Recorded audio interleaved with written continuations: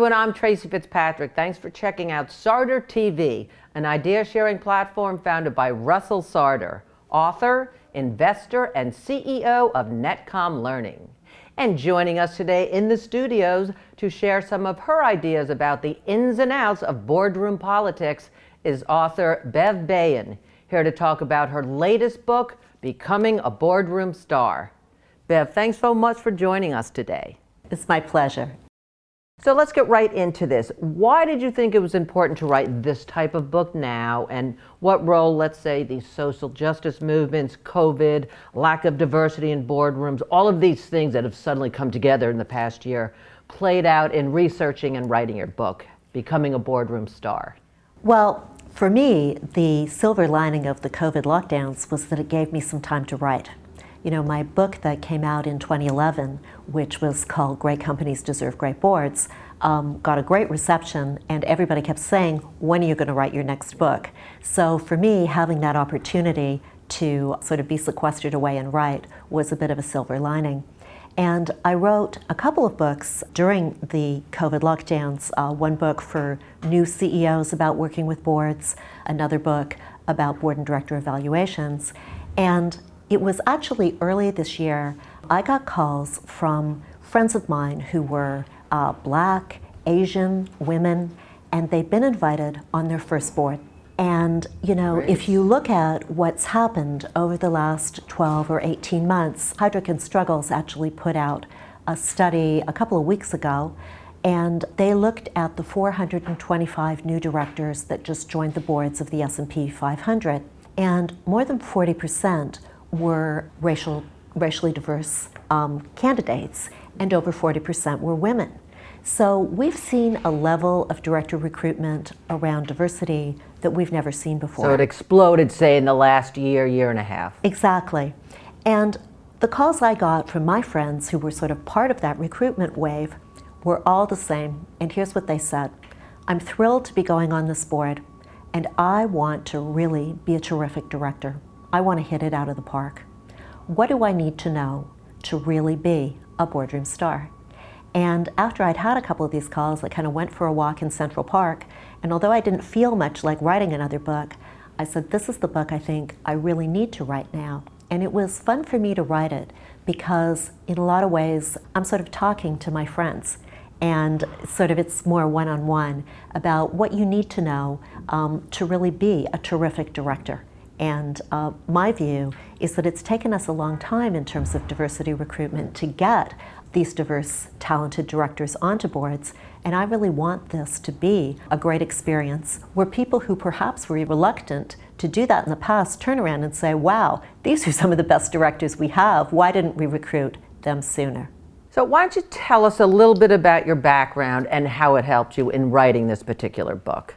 I have, for the last 25 years, had the great privilege of working with boards of directors, mostly S&P 1500 companies, not only across the United States, but around the world. And a lot of my work has involved board and director evaluations.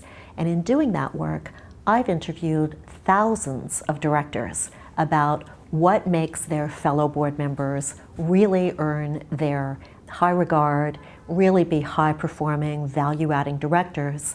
And by contrast, what are some of the things that have really detracted from director performance in the boardroom?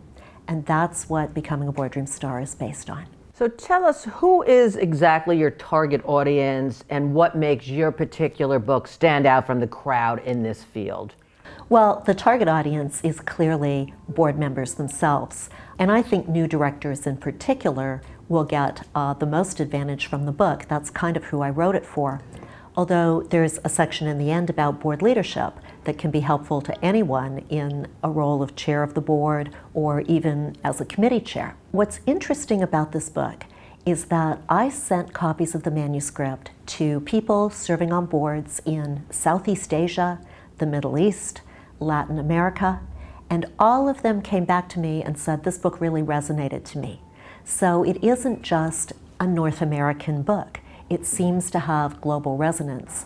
Also, although most of my experience relates to public company boards, I think it can apply just as readily to someone who sits on the board of a nonprofit or a private company. So I think it has a very broad application to people serving on different boards around the world. What key takeaways do you hope readers take out of your book? Are there, say, 2 or 3 that they should have in their arsenal? Well, let's talk first about new directors. For new directors, some of the biggest challenges is really understanding that line between governance and management. Most of these people are high-powered, high-performing executives who are sitting on their first board. It's very different to actually govern and oversee a company than it is to run a company yourself. And it's almost human nature to go into a board meeting and start asking the same kinds of questions you might have asked in the executive team at your company. But now you're governing, so you're in an oversight role.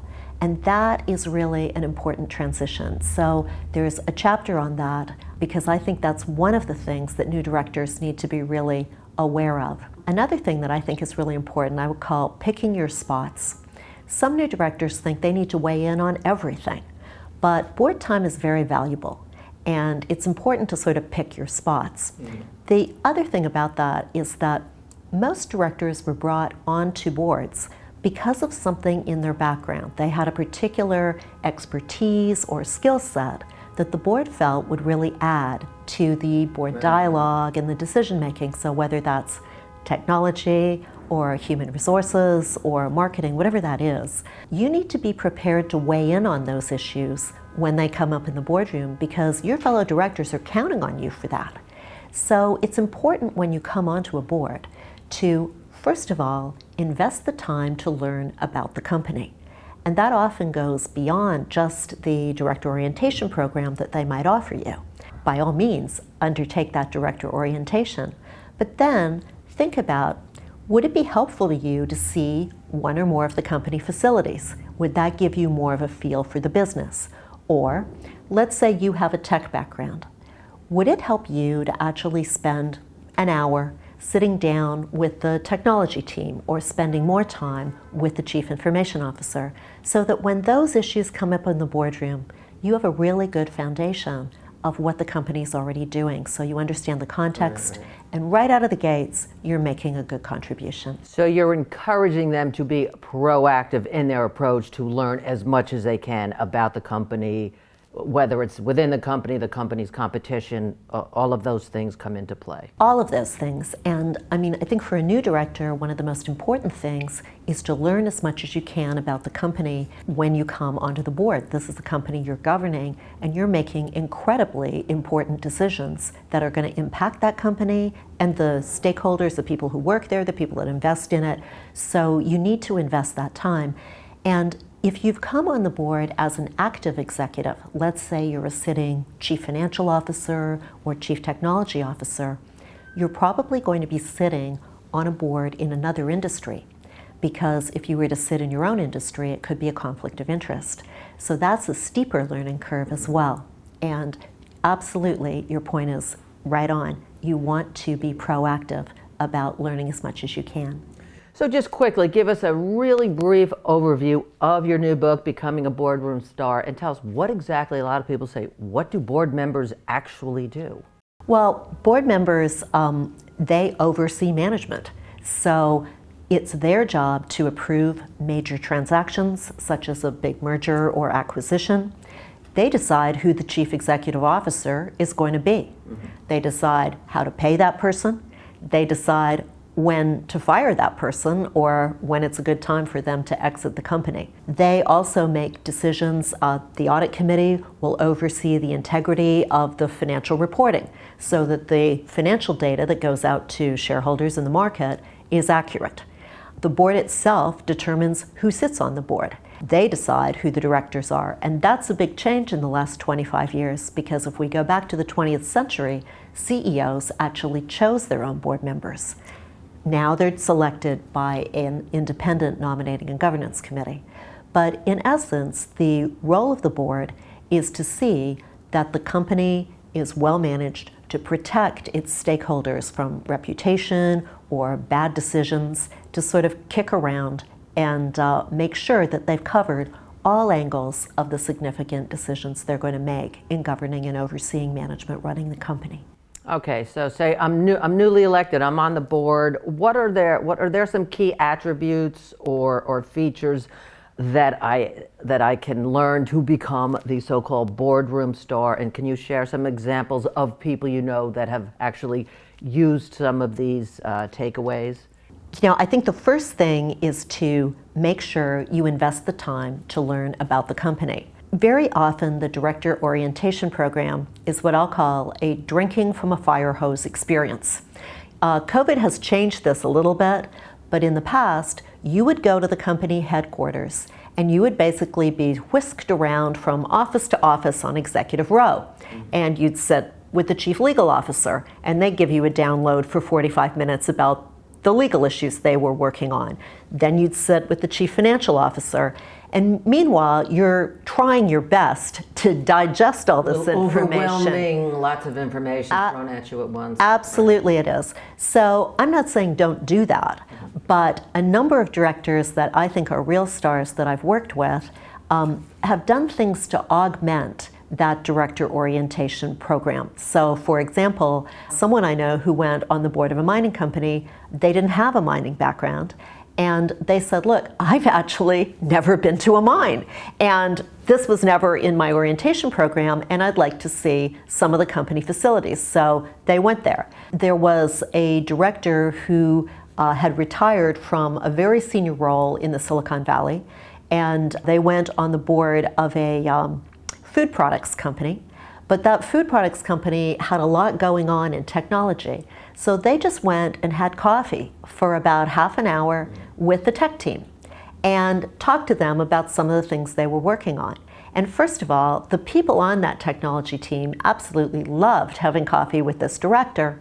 But in that conversation, he said, I learned more in that half hour that I would have learned for weeks in the boardroom. And that was particularly important because the CEO wanted to draw on his expertise between the meetings. And this gave him a foundation in terms of what the team was really doing. So I think the first thing is to really invest the time to learn a lot about the business and make sure that you're keeping abreast of what's going on in the industry. What's going on with competitors, what's going on generally in terms of consumer trends or technology trends or things like that in the business. I think a second thing that's really important, and it may not sound terribly sexy, is work ethic. Everybody knows who's done the work and who hasn't, and it comes across very readily. Have you read the materials sometime in advance of the meeting and really thought about them and developed some thoughtful questions and some good angles? Or is it really clear that you kind of we're paging through the book. Okay, yeah, I've got 20 minutes. Let me go through these. In the back of the Uber on the way to the meeting, right. And you can tell who is really investing that time or not, and that includes time to keep abreast of what's coming up in the company. So if you look at it in terms of time, I think there's current estimates that if you sit on a public company board, it's about 250 hours a year that you're expected to put in. So think about that. That's about So what's the 2 difference days a between month. public and private companies as far as if you're on a board of one versus the other?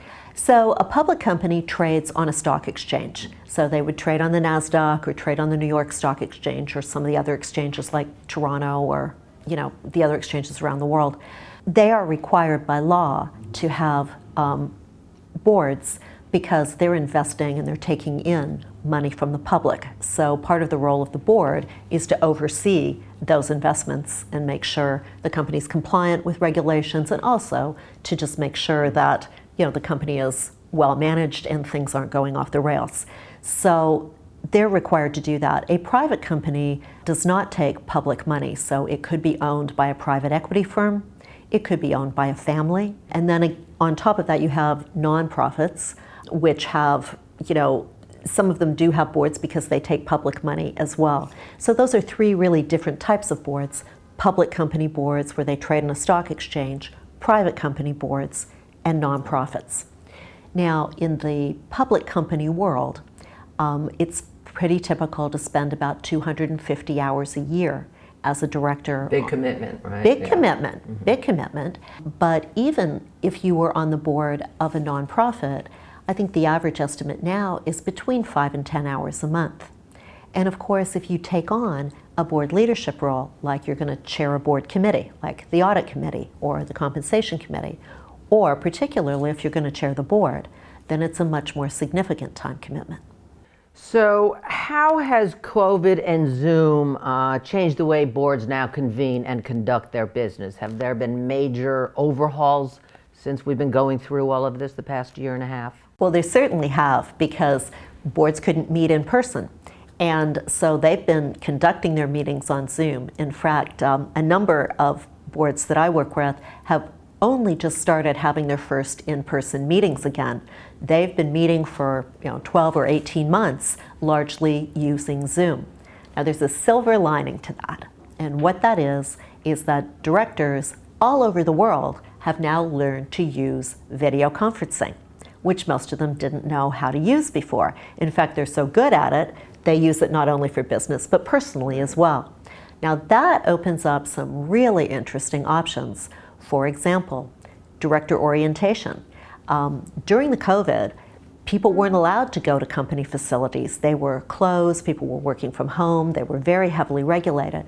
So they would take videos and show people videos. Now, it's almost never the same as actually walking through the plant or the orchard or the lab, but directors were able to see more of the facilities. So that was a real upside. You can do director evaluations now and board evaluations using interviews on Zoom, which was hardly ever done before. And there are many boards that want to move away from this sort of box-ticking profile they've used for their board evaluations to an interview format, and directors' new comfort with Zoom allows them to do that. So I think that's a really nice silver lining for some boards that have come out of this. So many companies do go through challenging times, whether it's accounting scandals, CEOs fired in disgrace, we always hear about that, trouble in corporate culture issues. What can boards do that are plagued by some of these issues do in order to turn things around? Well, let's actually talk about what boards can do to prevent some of this stuff from happening in the first place.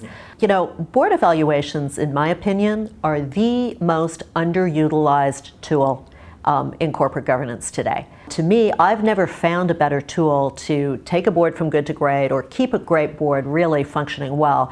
And when I do a board evaluation, I do it with interviews, interviewing in confidence everybody on the board and everybody in the senior management team that works with the board.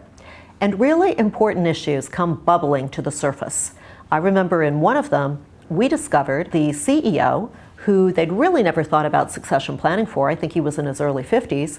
He was actually in conversations to go run another company. That came out in the board evaluation, okay? Issues will come out about the board feeling that management is hiding something from them, or they feel that they've got a real concern about a risk and it hasn't come up. So many boards use this sort of box ticking, circle 1 to 5 type of board evaluation because they see it largely as a compliance tool.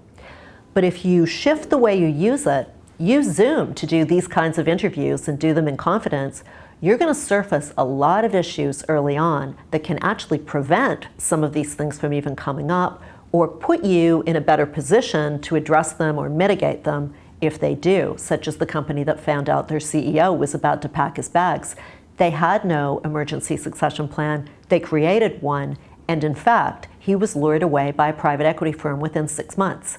And they were able to respond to that in 48 hours. They would never have been in that position had they not first gathered that intelligence through the board evaluation, and secondly, addressed it. Okay, let's talk a little bit about the evolution and the shift of the 5 operating modes you talk about in the book. And can you share a case study of that? Well, I'm not so sure about a case study, but let me talk about the operating modes. Boards in the 20th century were largely country clubs. And they were shocking. I mean, I was a young attorney at the time, and I remember working with a board that had a lot of... And these are public, private, nonprofit, all across the board, all different types of boards. All different. Run the same way? All different, yes. And I would say today, you will not see that in the public company world so much, other than the odd founder situation. Okay, sometimes if you have a founder, they're still sort of populating the board with people they know, and because of their founder status, they have sort of a wider berth than someone else running a public company. In nonprofits, we still see it a little bit if it's a very prestigious organization like a very well-regarded museum or university. Being on the board is kind of considered a perk or something like very glamorous. And I've sort of seen those boards still in what I call country club mode. But for most of the world, country club mode is a 20th century artifact. At that time frame, people viewed being on the board largely as a reward and not as a job. And they hardly raised really difficult issues. I mean, some did, but most didn't. What we saw was that the pivot point for that was Enron. And once Enron fell, that was a wake-up call for boards not only across the United States, but around the world.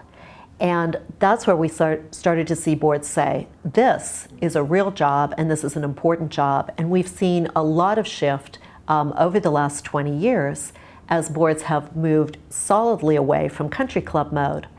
How most boards today operate in the S&P 1500 is what I would call reporting out mode. So here's how this works. You're the CEO, I'm on the board, you're gonna come and say, here's my proposal, here's what I want to do. You'll lay it all out, and then you'll say, any questions? And then if I start to ask you some questions, you're a bit defensive because your goal in this discussion is to not get derailed. You've already decided this is what you want to do. And in the old days, you always got what you wanted. In the old days, you always got what you want. Okay. What's going on now, our boards are challenging, as they should. But what it's doing is creating sort of a defensive dynamic. I mean, for executives, victory is getting out of the boardroom unscathed. Is that really harvesting the talent at your board table? It's not. You're defending against that.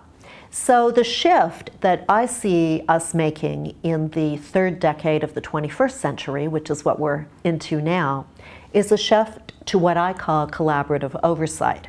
So the board is still asking those tough questions and engaging in that sort of oversight.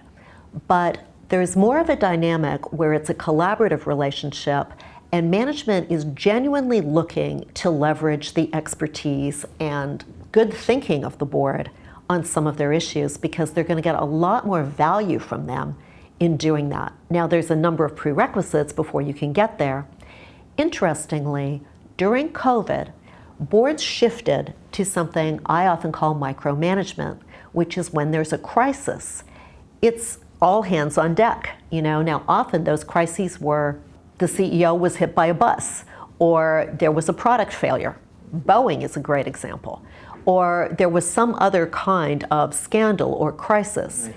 And when that happens, the board will roll up their sleeves and try to help management navigate that. So they start micromanaging, and at that point, it's kind of okay. Now, we saw a number of boards shift into that mode during COVID, because for many companies, it really was a crisis. They had issues with their employees, they had issues with credit lines, they had all kinds of problems. So we've seen a lot of boards sort of shifting over there. What will be interesting is, do they go all the way back to that kind of reporting out defensive mode that they were probably in before? Or do they settle on more of this collaborative oversight, where it's more of a partnership between them and management, even though they're also asking tough questions? That's where I think we're going to go. So you think that's the land in the middle of that happy medium? I hope they do, because I think that's where boards can add a lot more value. I think where we were a couple of years ago was just largely this reporting out thing. And I think if we shift to that collaborative oversight, it's much more beneficial for not only the executive teams, but for the people that invest in those companies and have stakes in those companies. And what are some useful ways that new directors can expand on their orientation process in order to become, say, more engaged and make more meaningful contributions to the organizations? You talked a lot about going on tours of the plants, being proactive, even on their own dime. All right, let me get on a plane and do this. Talk about that a little bit. Doing it on your own dime is something I highly recommend, because what you don't want to turn into in the eyes of management, especially if they've had budget cuts, they've had to lay people off, or they've had other strains, whether those were occasioned by COVID or not, for a director to suddenly, demand, hey, I want to fly first class to Hawaii to see, this small, factory, people are going to see that for what it is, which is economic tourism. And that's not going to reflect well on the director. But let's say the company has just finished building a big plant in Cleveland, and you really want to go see that as a new director. You should say, look, I'd just like to go see it, and offer to pay your own way, because it's not going to cost much, and it just underscores your commitment to learning about the business. And it's going to score you a lot of kudos with management. And half the time they'll tell you, oh, it's great that you're taking the time to go to Cleveland. You don't have to pay. We'll even send the corporate jet for you. But it's just a really great way to acknowledge that you don't want to be an economic tourist. You're genuinely there to learn about the company as a committed director. So approach it in that way first, and hopefully it might turn around, and yes, they will end up getting you there anyway. Most of the time they will. Can't hurt to do it, try it that way, right? That's right. So what are some of the common pitfalls that new directors fall into when they're meeting different management teams in general? Is there something that you see as a trend? Well, I think that one thing you've got to be careful about, I am a huge fan of site visits and of directors spending time with management. But you always want to be careful not to be directive in those meetings. So, for example, there was one new director. She was the CFO of a company, and she had gone onto a board.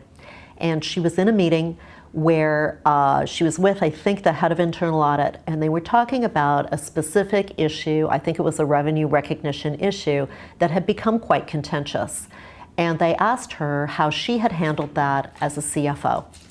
And her initial reaction was, because she'd given it a lot of thought at her company, was to say, oh, this is what we did, and let me tell you exactly why. And she realized that this company whose board she was going on, they had come to a different decision. Now, there was nothing actually wrong with that decision. There were clearly two schools of thought.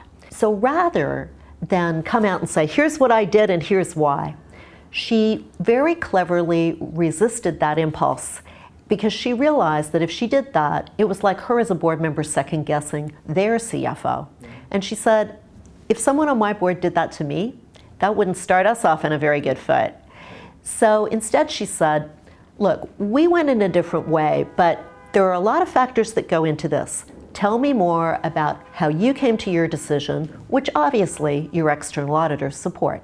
And that shifted it into a really productive discussion. So the takeaway there is not to be too directive with management, because that's not your job. You're there to oversee management. What are some of the challenges that first-time directors in this new oversight role face regarding the line between governance and management? Well, that's a great question, because one of the things that came out in that Heidrick study about the 425 new board members going on the S&P 500 is that nearly 40% of them are first-timers on boards. They've never been on a board before. And the biggest challenge for most is that line between governance and management. Now, one of the best tools I've found in terms of dealing with that is something called a board buddy program. Board buddies came into the governance lexicon about 10 years ago.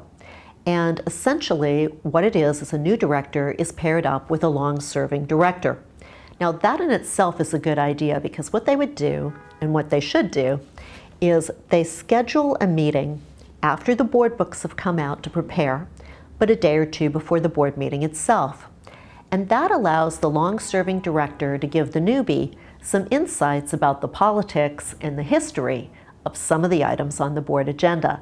That in itself is extremely valuable for a new director, because they understand the context, and they would probably never have got that in an orientation program with management. So that in itself is very helpful.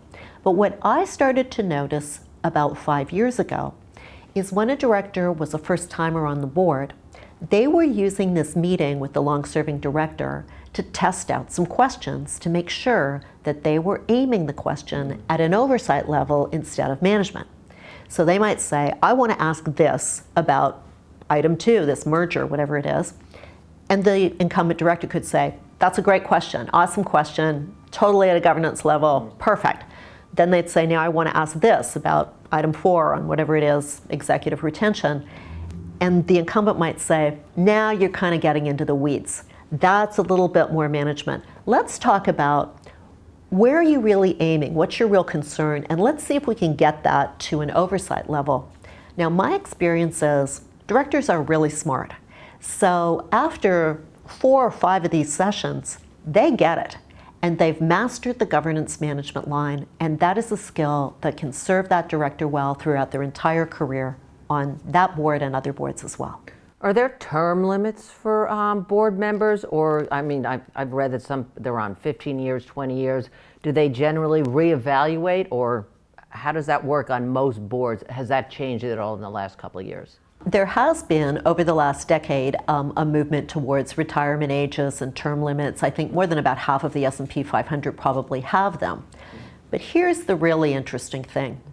They're not very effective when it actually comes to director performance management, because they cut both ways. You can have a 72-year-old director who's an absolute star, and you can have a 45-year-old director who's a complete dog. So they don't really work for performance management. And one of the things we've seen, and it just came out again, so PricewaterhouseCoopers does a study every year of 700 board members, public companies across the United States. And here's what they ask them. Do you think that someone on your board should be replaced? Well, 47%, so that's nearly half, said yes. Oh, okay. Really? Oh, yeah. And so that's like half the boards in America have at least one dog, and that's in the view of directors themselves. Now, you might say, well, maybe that's an anomaly. We're coming off of COVID. Last year, it was actually 49%, and it was 49% the year before. So even though many boards have term limits and retirement ages, they're not doing much in terms of managing performance. And I would say that director performance management is the single biggest shortcoming in corporate governance today. So in fact, one of the last chapters in the book, in the section about board leadership, is about director performance management tools that board chairs should know about, because I really think that's an area. In fact, in that same study, they asked those 700 directors to rate board leadership, on different responsibilities. And the area where they rated worse, 1 in 4 gave their board leaders the lowest marks in the area of director performance management. So it's a really big issue. Right? Yeah. And if you're the chair of the board or the chair of the Nom/Gov committee or the lead director, it's very evident to the people at your board table and to the people in management that you're turning a blind eye to these performance issues, and you need to step up to those because that's your credibility as a leader. And are they silent ballots, or is it yay, nay? Everyone has to then express their opinions in front of everyone. Or is it done more anonymously? It doesn't work kind of either way like that. Here's how it works. The Nominating and Governance Committee decides who they're going to renominate, and then they'll propose that to the board. Now, how that typically works is the Nominating and Governance Committee has to decide whether they're going to put forward someone's name or not. Not only in the United States, but I would say around the world, we've fallen into this trap. The idea is once you're on a board, you can expect to be renominated until you hit the term limit or the mandatory retirement age. And those term limits and retirement ages aren't dealing with director performance management. So it really requires some proactive work on the part of board leadership to address problems. So if you've got a board member who's clearly not prepared coming to meetings, or they're asking questions that suggest they haven't invested the time to learn much about the business, the questions are off the wall, and management is sitting there rolling their eyes, somebody needs to have a conversation with that director. Now, if you've got a great chair, they may be willing to sit down with the director and say, listen, this is very evident, and you need to understand that and raise your game. And then if they don't, go to the Nominating and Governance Committee and say, I've had a word with this director. They clearly haven't raised their game. Most of the time they will, by the way, but they haven't. So you need to decide if we're going to renominate them or not.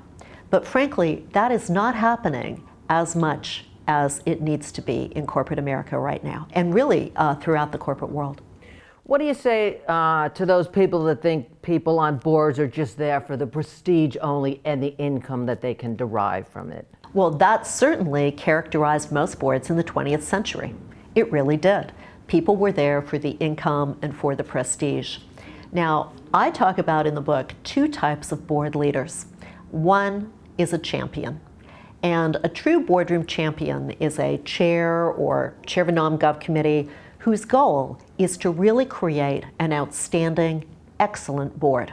Okay, one where management goes in and they come out of the meeting and say, okay, I was challenged in there, it was not easy, but boy, that was a good discussion. Like, I really got a lot of value out of that. That's what they want to create. On the other hand, you have what I call a preservationist. That's a director where their main objective is to stay on the board as long as possible, and preferably in a leadership role because that increases their status and prestige. Those kinds of board leaders, frankly, people see through it now very quickly, and often they aren't elevated to leadership roles because they don't command the kind of esteem and respect that others do. But they still exist, and they're often more interested in compliance and things like that, barely getting by. But I would say, in general, the pendulum has shifted over the last 20 years. Do you think it accelerated also because of COVID?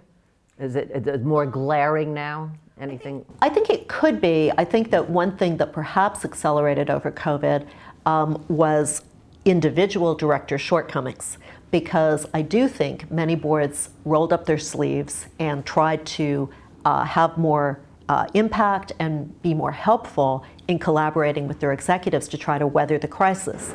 And if you had someone who really wasn't investing the time and putting in the work, I think that may have become more apparent during COVID. In the book, you talk about, say, over the past 25 years, you've conducted over 200 board evaluations. Oh my goodness.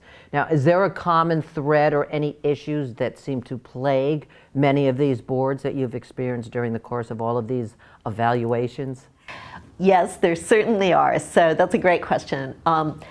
There's four things that come out of the majority of the board evaluations. Number one is actually board composition issues.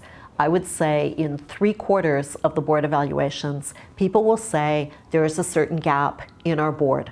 And very often, board composition is kind of a piecemeal affair.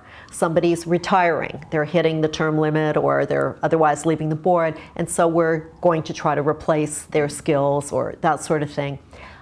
One of the new tools that I introduce in the book is called Board 2.0, which is a way of really looking out and doing board succession planning to create the best possible board to oversee this company in 3 years' time, given its business and its strategic direction, and then working back in terms of the skills and experience you need. And that's a really useful exercise, but I kind of developed that through some work with clients, but it was because 3/4 of these board evaluations talked about board composition. The second thing is the pre-reading materials that most boards get. 2/3 of them think they're garbage.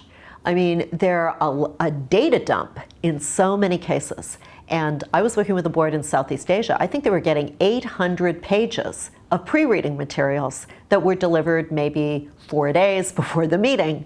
And when I actually reviewed some of this material, they were red lines of policy changes. They were very granular kinds of data on different parts of their operations.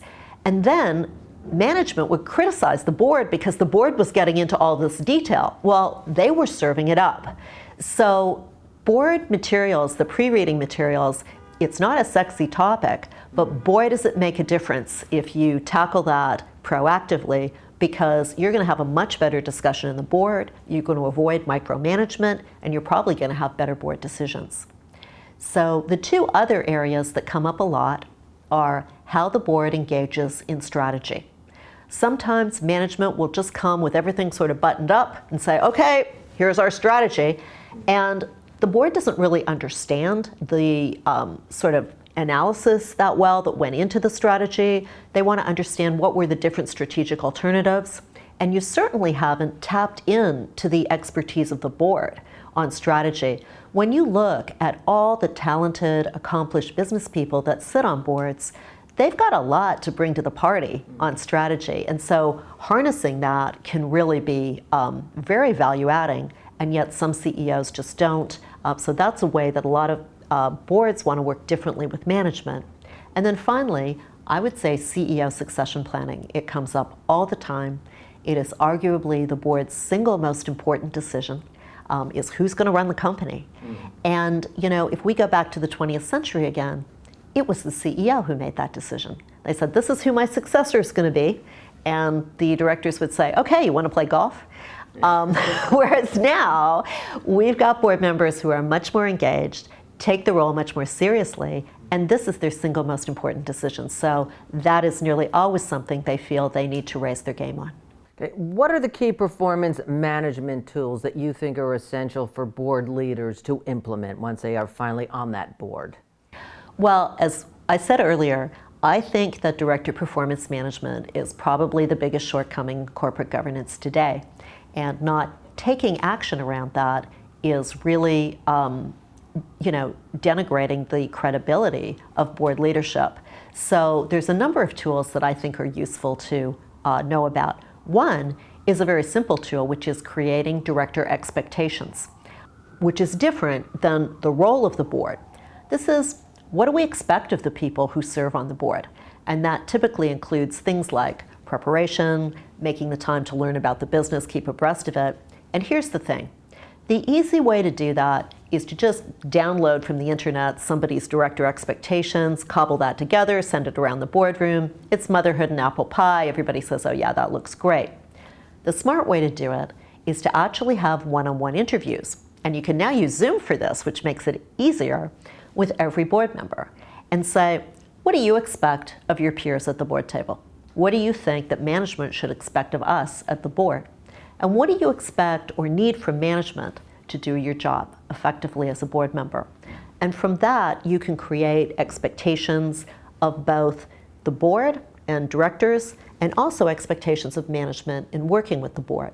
Now, the difference is that in doing that interview with you, people actually turned their mind to these questions. So it has impact, and it's not at all uncommon to see that some of the slackers who clearly were coming unprepared, once they've engaged in this process, it's very clear that they're doing their homework a little more. So that's an easy process. You can also, once you've established these expectations, use them in director evaluations later on. That, however, is the sort of least impactful process, although it does have some impact.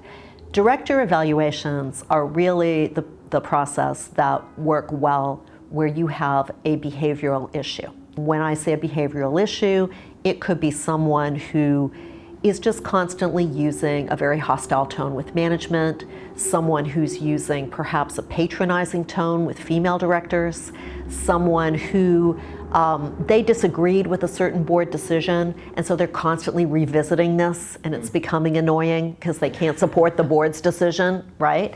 So those are behavioral issues. Now, the best tool I've ever found for this is a director evaluation. And I've been doing director evaluations since 1996. So the first time we did it, we had a little circle, 1 to 5, writing comments. I would never dream of doing a director evaluation like that now, okay? This was 96, let's not forget, people were listening to music on Sony Walkmans in 1996, okay? The world has changed. Right. And so the best way to do a director evaluation is one-on-one interviews. They've got to be confidential. And I might interview you about one of your colleagues and say, okay, when you think about person X, what are their strengths? And you might say, oh, they're great. And it's my job to say, what makes them so good? What's impressed you about them? And then you might say, they really pick their spots. They don't weigh in on everything, but boy, when he brings up a point, I always say, that's a really good point. Now I've got some good constructive feedback for somebody. Now on the flip, I could say, okay, what advice do you have for this person that would make them a better director? And there you might say, well, frankly, he uses a patronizing tone with me and some of the other female executives. And he may think it doesn't matter, but I'm telling you, it feels that way. And I may get you to give some other examples or things like that. Then I've also got some constructive feedback for him about things he needs to improve. And it's a lot more meaningful than him getting some score like 2.1 on board dynamics, and that doesn't tell him anything. So I think it's learning how to design and really use a director evaluation, which can be a great tool in board performance management. Okay, looking to the future once again, what tips do you want to give to the next generation of future boardroom stars? I would say that I do think the boardroom is going to change, and that it certainly changed a lot in the last 2 decades. I think it's going to change further. I think that director performance management is going to become more of a focus, and there's no sort of hiding if you're not stepping up and really adding value in the boardroom. So whereas people certainly turned a blind eye in the 20th century and increasingly have not really moved on that in the last 2 decades, I do think that there's a lot less tolerance. People ask me, what do I think about those numbers out of that PwC study where 49% or 47% say, I think one of my fellow directors should be replaced. Does that suggest that boards are getting worse? I don't think so. I think what's happening is that directors are less tolerant of underperformance by their peers. They are working harder than ever, and I don't think that's going to abate. And so if you come on a board, you need to be prepared to really roll up your sleeves and put in the effort to be a boardroom star, because that's really what boards are going to expect from their directors going forward. Well, Beverly, it was great having you in our studio today, and best of luck with your new book, Becoming a Boardroom Star. Thank you so much. And that's it for this edition of Sarder TV. We hope you enjoyed and learned something new today. Until next time, I'm Tracy Fitzpatrick. Thanks for watching.